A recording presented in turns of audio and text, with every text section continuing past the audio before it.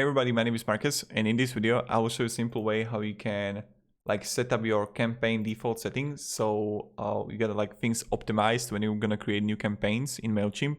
So when you're gonna click on Mailchimp and you want to click on audience, and right here you want to view contacts here, and I get all the contacts here. And what I'm going to do is just I will click on the settings and audience name and defaults, and you want to scroll down. And you're gonna see it here. So default from name, this is name your emails will come from. So when you're an employee, just add here your own name. You can also send a final welcome mail. So that's what you can do. Now you can default from email address, from where the email is going to come. And then you're gonna select default email subject. This is optional, you don't have to actually have that, right? So and here, send unsubscribe confirmation to subscribers. Send subscribers a final goodbye email telling them they have unsubscribed. So yeah, this is what you can do also. I recommend doing that. It's sometimes you can save someone.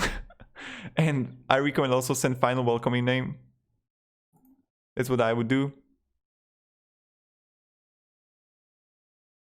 And yeah, so let's go even further. You're gonna new subscriber notifications one by one. Get a quick email alerts when subscribers join or leave the audience. You're gonna example how it works.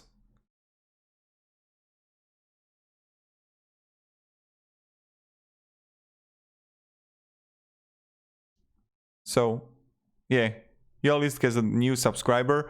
So this is how it looks.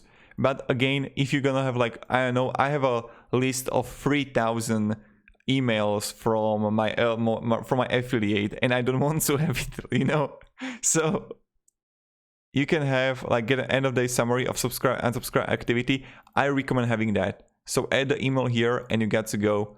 And yeah, thank you very much everybody for watching. If you have any questions, ask me down in comments.